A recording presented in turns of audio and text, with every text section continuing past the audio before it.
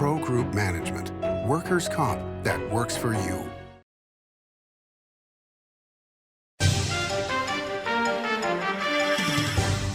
Welcome to Nevada Newsmakers on the broadcast today, part 2 of my interview with Grant Van Rooyen. He is the CEO of Tract, and he's here for the whole show on an all-new Nevada Newsmakers.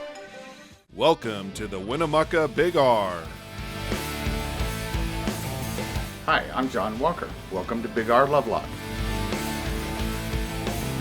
Hi, I'm Rich Martin. Welcome to Fallon Big R. My name is Braden. Welcome to Big R Fernley. Hi, I'm Kelly. Welcome to Big R Sparks.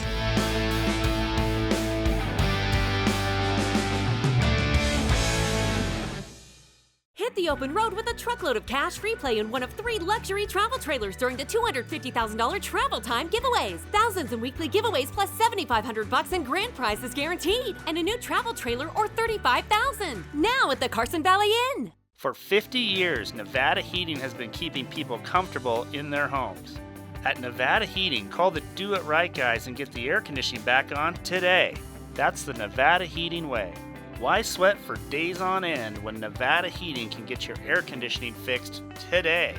Call us today and we'll fix it today at 323-5585 or schedule us on our website at nevadaheating.com. Save money and take transit. Did you know you can ride the bus all day for less than what it would cost you for a gallon of gas? Plan your trip now by going to rtcwashoe.com. Story County is leading Nevada. Home of the Tahoe Reno Industrial Center, Google, Tesla, Panasonic, and other world-leading companies. Story County provides thousands of tech, advanced manufacturing, and logistics careers for Nevadans. We're diversifying and driving Nevada's economy and generating millions in tax revenue and billions in economic activity across northern Nevada. Story County is leading Nevada's future. This is Nevada Newsmakers with host Sam Shad, a no-holds-barred political forum. Now, from the Nevada Newsmakers broadcast headquarters, here is Sam Shad.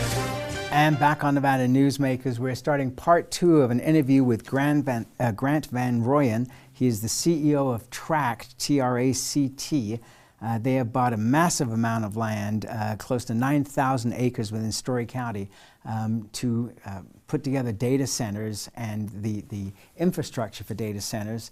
And just so you understand, as a viewer or listener, how massive this is, we're talking about $100 billion over a 10-year period. Welcome back to the program, sir. Grant Van Rooyen, the CEO of Tract. Thank you, Sam. Nice to be with you again. All right, so let's continue this conversation. If folks missed the first half hour, you can go to the website or go to the podcast and catch up on that. One of the things that you talk about on your website and you talked about here in the first program was education, that you're going to need an educated workforce to be able to handle this. Are you bringing them in? Are you working with the University of Nevada? How are you going to put together the massive amount in terms of educated workforce that you're going to need, which you said was about 1,500 people? Yeah, I'd say the first piece there is there's the construction phase. And so we need to, alongside our construction partners, engage in what is heavy construction. And a lot of those, given the durability of these projects, ours included, we think that those are net new folks coming into the greater Reno area to be part of this scale of construction. And then there's the steady state or operating workforce that will participate in operating these facilities once they've been completed and once the servers have been populated inside these buildings. And so, yes, it's early, but we are engaging already with all the relevant local constituents to facilitate the right training for the employee base that our projects and others will require. We think that there are a number of general contractors, both electrical and civil, mechanical, that are increasingly seeing the greater Reno area and projects like ours as real magnets for them to either expand their workforces in the region or bring in net new talent to be able to facilitate projects like this. And I would observe, and hopefully without bragging, Sam, is our project across the first 2 gigawatts will be the largest contiguous data center development in the United States, period, and could be one of the largest in the world. And that includes measured through those folks that are already operating in TRI and Northern Nevada. So I think it just to put it into context on the scale of the infrastructure that we're delivering here, we're talking about some of the largest construction projects in the world. So that requires a change in behavior from all of those partners that are involved in bringing it to life beyond just us. Okay, what do you mean change in behavior, for example? Well, I think in terms of look at it in terms of the resources required, the talent pool. We know housing is a sensitive topic in the greater Reno area, but we take a holistic view to making sure that the region has everything that it needs to deliver on that. There's obviously a lot of discussion going on in improving I-80 from Fernley into Reno. Those are all constituent projects that go into the overall mix in terms of continuing to make Story County and the greater Reno area an incrementally attractive place to deploy capital. Okay, so let me try to get in, and I know you're at the early stages, but you're having discussions at this point about potentially funding the widening of I-80? No, that's not for our account. The I-80 discussions have started long before we arrived, but we certainly support them and embrace them. I think if you went back 20-something years ago when Lance and Roger were standing on I-80 looking at the Truckee River and over into the lands that they bought, there was no interchange. The fact that got put in, the fact that USA Parkway was developed, those are all constituent infrastructure projects that are directly responsive to unlocking developments like ours and then continuing to nurture them as those types of decisions are made going forward. And we're very supportive of the considerations and the forward-looking plans that Governor Lombardo and his staff are contemplating for this area and others. And we think that infrastructure is critical, and we're very supportive of it, but that's not for our account. Okay, I know you met with Governor Lombardo. Did you bring this topic up, and was he enthusiastic about the potential for expanding I-80? And the reason I ask, you mentioned Roger and Lance and the initial project. Roger actually funded that interchange at USA Parkway out of his own pocket and built it to Nevada Department of Transportation standards because he knew eventually the state would have to take it over. So, I mean, there was private funding for an interstate four-way interchange, which was amazing. I mean, you just never hear of that. Yeah, look, we're very pleased that these types of infrastructure projects were being considered before we arrived, and we're very supportive of that being part of that continuing discussion, and we certainly would consider ourselves very supportive of it. Governor Lombardo is a lean-in, pro-business governor.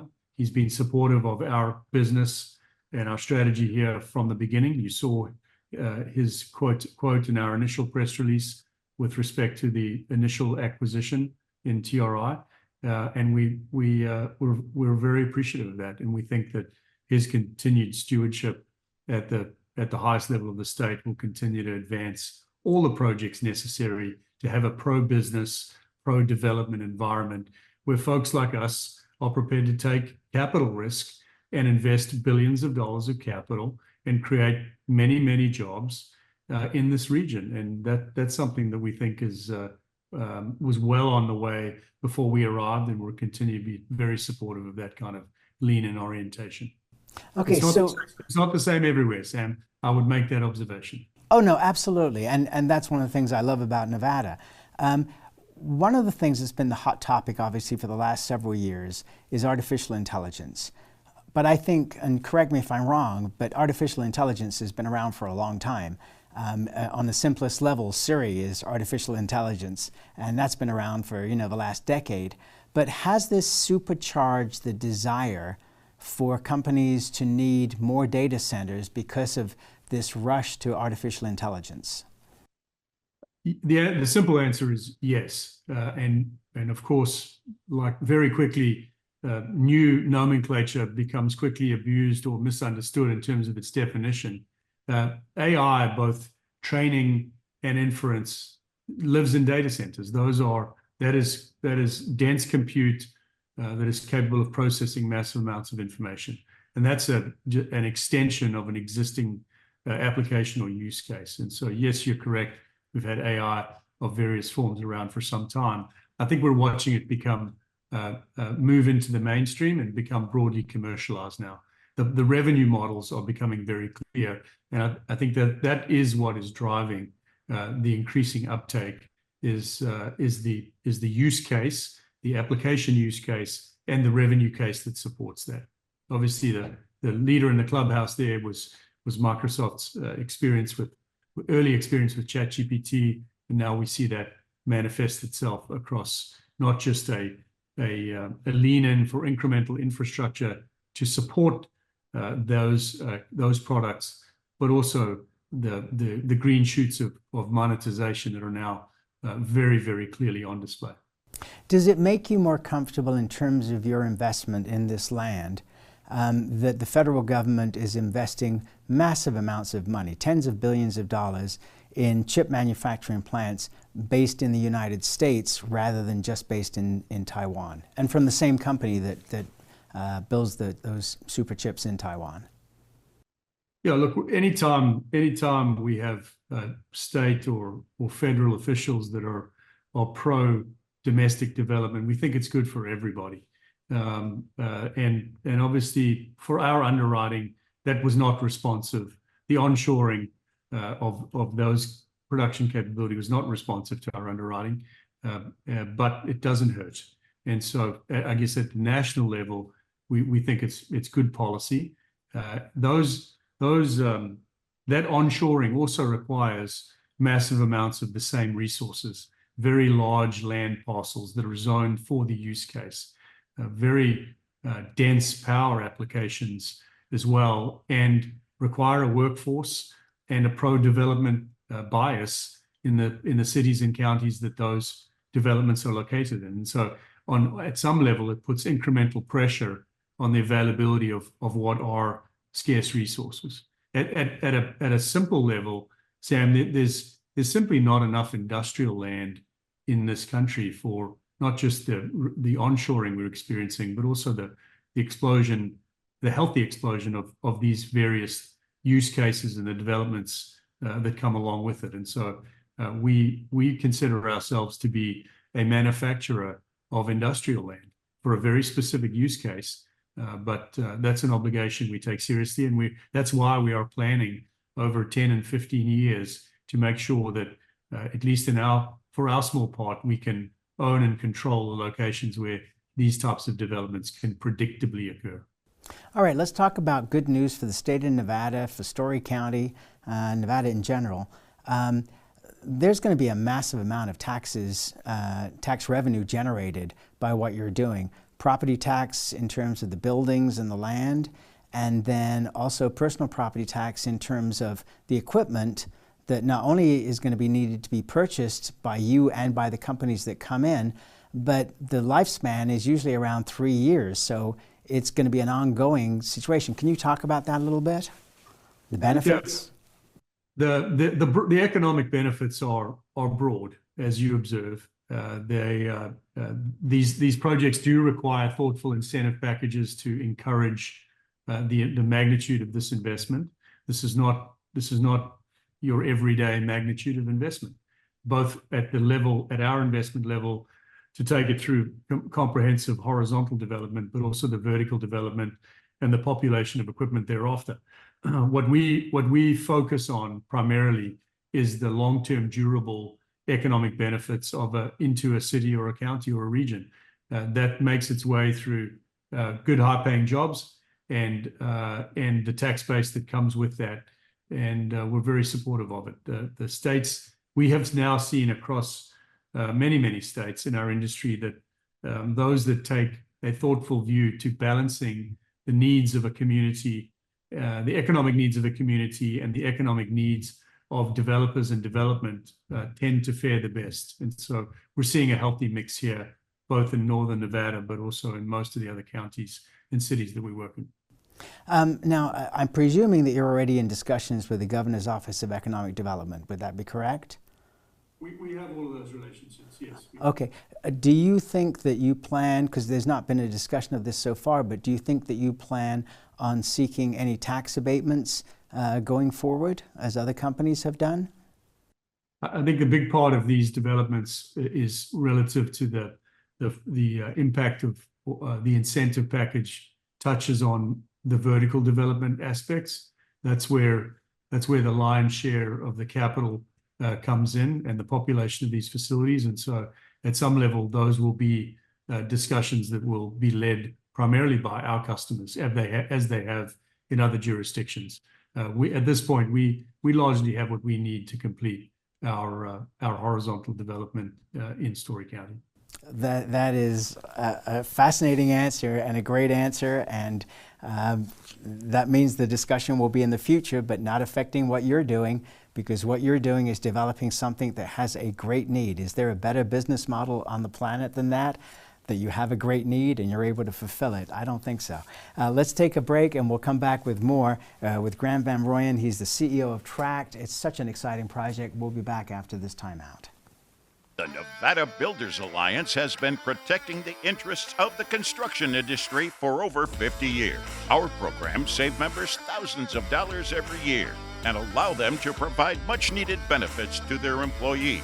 Our industry also allows Nevada to grow. If you're thinking about a career in the construction industry, reach out. And if you haven't thought of a career in construction, what are you waiting for? We are the Nevada Builders Alliance. What do you count on? You count on your power every day. At NV Energy, we've always powered what's important to you, but we're not looking at the past. We're focused on the future. While our standards are high, our rates will remain low. And our commitment to renewables isn't just meeting standards, but leading the way. Because you can count on more than just your power. You can count on the company who brings it to you. That's our promise. You can count on it. Early in the morning or throughout the night, professional truck drivers are on the job, serving you, safely moving freight that's crucial to our economy. From the oldest industries to our newest innovators, from the exotic to the everyday, trucks are everywhere, moving everything. Never afraid to embrace a future that makes Nevada and our nation stronger. Trucking moves America forward. Pro Group Management offers workers' comp services to a growing number of industries. As businesses grow and change with the times, the need for a solid workers' comp program must be flexible and up to date. The evolving nature of regulations can make staying ahead of complex tasks challenging. But Pro Group Management simplifies the work so your industry can move forward and succeed. Pro Group Management, workers' comp that works for you. This is Nevada Newsmakers. And back on Nevada Newsmakers, we continue our conversation with Grant Van Rooyen. He is the CEO of Tract. That is spelled T-R-A-C-T. The website is tract.com, and I certainly encourage you to go to the website and see exactly what this company is. It's an incredible opportunity for Nevada, and potentially over the next 10 years, $100 billion worth of investment. Boy, it sounds great to be able to say that. As far as housing goes, are you working with national home builders or others to be able to look at housing, and where might that go? Because obviously, as you mentioned earlier, this is a challenged area for Northern Nevada right now. Yeah, I'd say up front, housing is not our expertise. We're not a housing developer, but we clearly recognize that these kinds of projects are transformative for the needs of a community with respect to housing. The good thing is because our plan is long dated and we've been public about it up front, the opportunity for housing developers to follow us and be able to underwrite this type of development and the pull-through labor pool that will have positions them pretty uniquely for them to be good at what they're good at, which is putting their capital at risk to respond to the housing opportunity that projects of ours bring through. And we're always happy to talk to those investors and developers to educate them on what our project means from an employment perspective and position them to best be good at their craft, which is to build houses for both for sale and for rent in the greater Reno area. And we think that opportunity is vibrant for that expertise to come in here and be part of solving the problem or delivering on the opportunity. Have you had conversations at this point with any members of Nevada's congressional delegation, Congressman Amodei, for example, or our senators? Yes, we have a pretty thorough ground game with respect to all of the key constituents in the state legislature, and they've all been very responsive and supportive of us thus far. Now that the projects are getting even more real, where we're starting to really push dirt, and we have dates certain for electron delivery. The next phase of education and engagement is in the process of being kicked off. Amazing. Okay, let's take one more break and we'll be right back. More on this very exciting story about Tract after this timeout. Gear up for the 105th Reno Rodeo at the Double R Marketplace and experience the biggest little shopping adventure in the West. With over 100 vendors, you'll find everything from Western attire to home decor to tasty treats. Open every day during the Reno Rodeo at the Livestock Event Center Indoor Arena and South Exhibit Hall. The Double R Marketplace, Thursday, June 20th through Saturday, June 29th. Plus, shop online anytime at renorodeo.com for Reno Rodeo merchandise. Like a traditional handmade basket, retail is woven into the fabric of life in Nevada. From big box to mom and pop, retail supports our communities in countless ways. Jobs for the disabled, team uniforms for kids, help for the elderly, and so much more. Retail employs over 1 in 10 workers. Retail supports Nevada, and we support retail. RANNV.org. Fantastic cocktails and delicious food. It's a good time to eat. Over 500 hot slots, plus electronic table games. It's a good time to play. Player rewards and big-time jackpots. It's a good time to win. Ooh, your good times are tamarack. This is Nevada Newsmakers. And back on Nevada Newsmakers, we continue our conversation with Grant Van Rooyen. He's the CEO of Tract. It is a company that is looking to invest probably around $100 billion with a B dollars in terms of infrastructure and buildings and for companies over the next decade, building data centers across Story County in almost 9,000 acres. So here's my question for you as we wrap this up, is we're in such an exciting time. Where do you see the future in 5 and 10 years for data and what it's going to mean for the population? I think the way we think about the benefits that this infrastructure brings to bear is to, if you look backwards, Sam, and think about how we were